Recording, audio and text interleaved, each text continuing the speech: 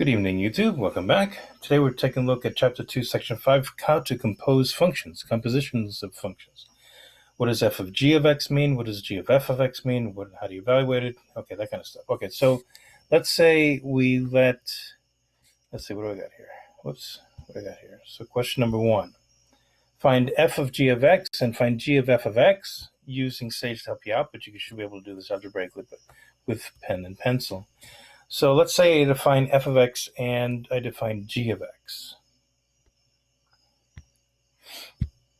All right, and that's all that's going on here. So f of x is 2x squared minus 3, and g of x is 4x. Okay, so what is f of g of x? So that means take g and plug it in wherever you see x in f of x. So it's not f of x squared minus 4. It's f of g squared minus 4. So where I see x squared, I'm really doing 4x quantity squared.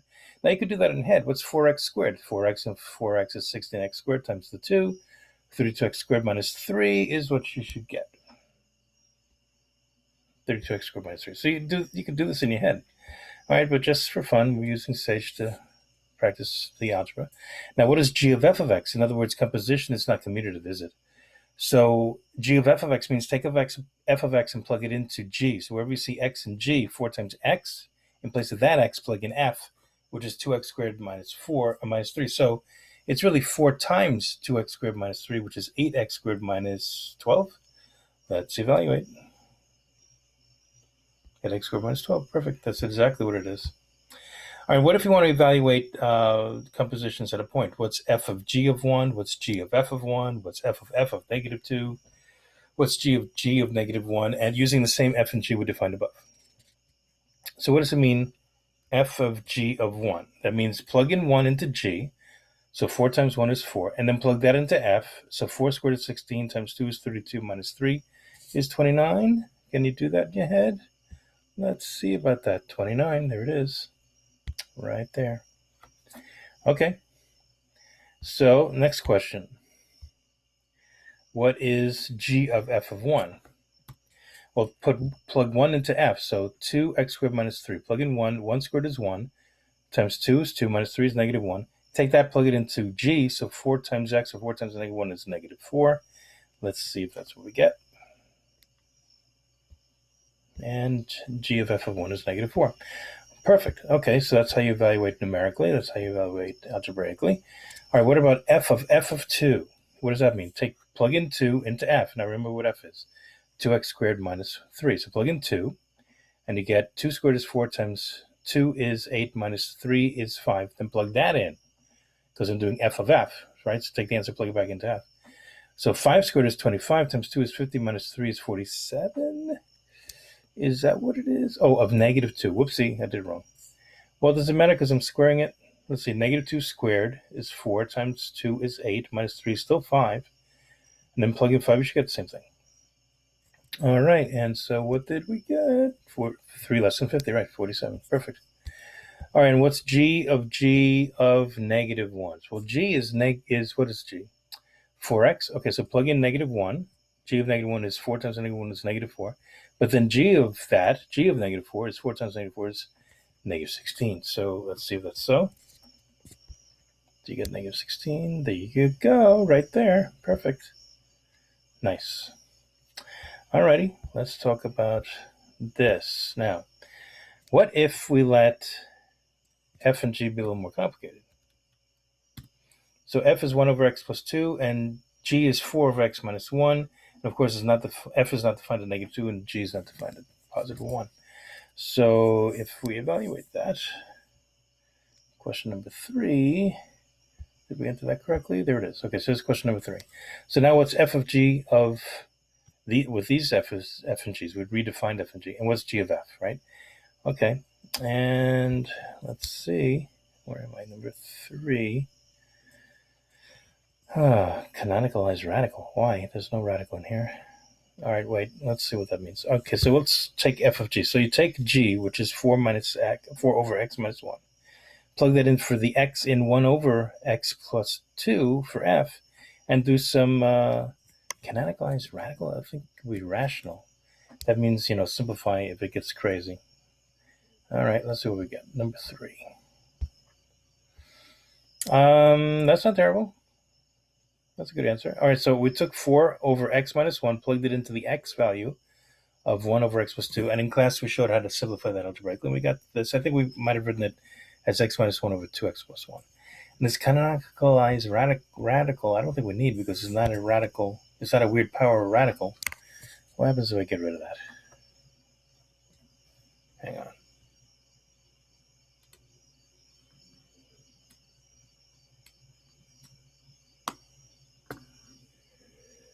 Okay, I can't highlight this. Okay, I don't have my mouse. Okay, so that's going to be a problem. Sorry, I don't have my Bluetooth mouse right now. All right, let's see what happens here. If we run it again, did we need that? Well, oh, okay. But it should be simplified rational, really. Because this is not canonicalized radical. Used to be simplified radical. In Sage, meant to simplify weird radicals or powers, right? But there's not weird radicals or powers here. It's right. It's all right. Wait, let's see. What if we just do simplify? Just dot simplify. Sometimes that's enough. I mean, that's an answer, but I'd rather simplify it a little bit. Let's see if that's sufficient. No, that's the same f of g of x, isn't it? All right, simplify rational is probably what I meant. Let's see, underscore rational. That does a little more simplifying for you if it's crazy rational expressions or fractions. And there you go. That's it. So I didn't need radical. That's crazy. All right, and they used to be simplified radical. Now they changed it to canonicalized radical, which is weird. Okay, what happens if we do g of f? Well, you're going to get some other crazy thing. And we get, well, that's not bad. And again, canonicalized radical is not necessary here. It's a simplified rational, really. But okay, and so take a look at the TI-84 version of this video to see on the smartboard how you simplify that algebraically by hand. Right now we're just practicing playing around with Sage. So probably simplify radical would be good here. I said not radical, rational is sufficient. Whoops. Rational. There you go. Boom. The simplified rational, the simplified trig, if we got crazy trig identities to play with. And it used to be simplified radical, but now it's canonicalized radical. So don't shoot me. I'm just a messenger. All right, now here's the last one. What is the inverse of f of x, which is y equals f of x, which is 3x minus 4? Remember how you do inverse functions, you swap the domain of the range, so it's really x equals 3y minus 4. And if you want to graph it, you usually get y alone. So that's what we're going to do here. And you'll find that the composition of a function with its inverse is something special. All right, so I'm going to var y here because I'm going to be solving for y in a minute.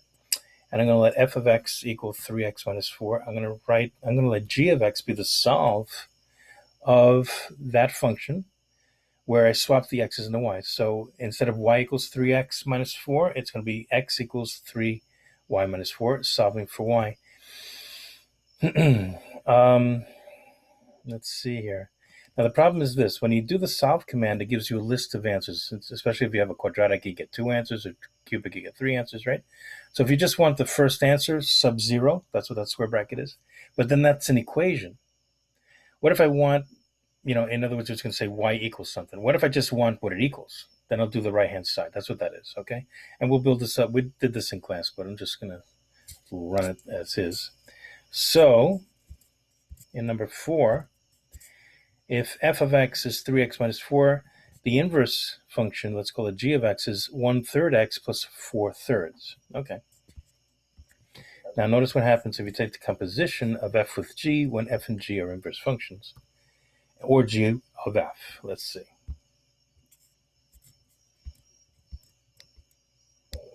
And in both cases, you get x. Okay. Why is that convenient? Because that's how you solve equations. If you want to get rid of a complicated expression, you use the inverse function to simplify it to just x, so you know what x alone equals. You're solving for x, right? And likewise, if you graph these two functions, they're going to be reflections across the line y equals x. So can we do that? What if I graph? All right, we didn't have that, do we? Okay, let's do a plot. I'm going to get rid of the last show because there's no more questions after this. I use that to separate the outputs, right? So let's plot a list of stuff. It's going to be f of x, which we defined already as 3x minus 4. It's going to be g of x, which we just figured out is, what was that, 1/3 x minus 4/3. And y equals x. So you're going to find that they're reflected across the line y equals x. All right, let's see what this plot looks like. And if we have to do a aspect ratio or something, we'll play around with that. Yeah, and it's hard to see what's going on because the aspect ratio is bad and the domain isn't very good either. All right, how about we go, where do they intersect? Oh, all right, I'm going to go from 0 to 5, and I'm going to do an aspect ratio of 1. So you can see the slope of, y equals 1 has a 45-degree slope and all that fun stuff. All right, so I'm going to say comma from 0 to 5, x min is 0, x max is 5.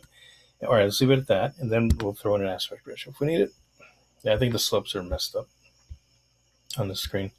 But the idea is that the original function, the cyan or blue function, y equals 3x minus 4, and its inverse, the green function, I think that's y equals 1/3 x plus 4/3, okay, are reflected across the magenta function, which is y equals x. But that doesn't look like y equals x, does it?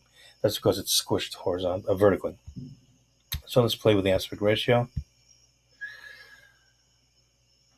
Comma, aspect ratio equal to 1, as we discussed earlier. What that does, makes a square window for you.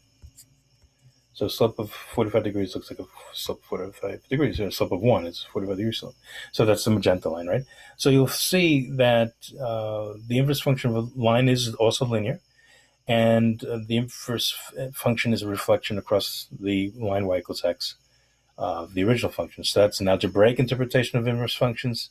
And then if f of g and g of f are both x, that's an algebraic interpretation of inverse functions on wherever, as long as they're defined, wherever the domain is, the function is defined, right? Whatever the domain is.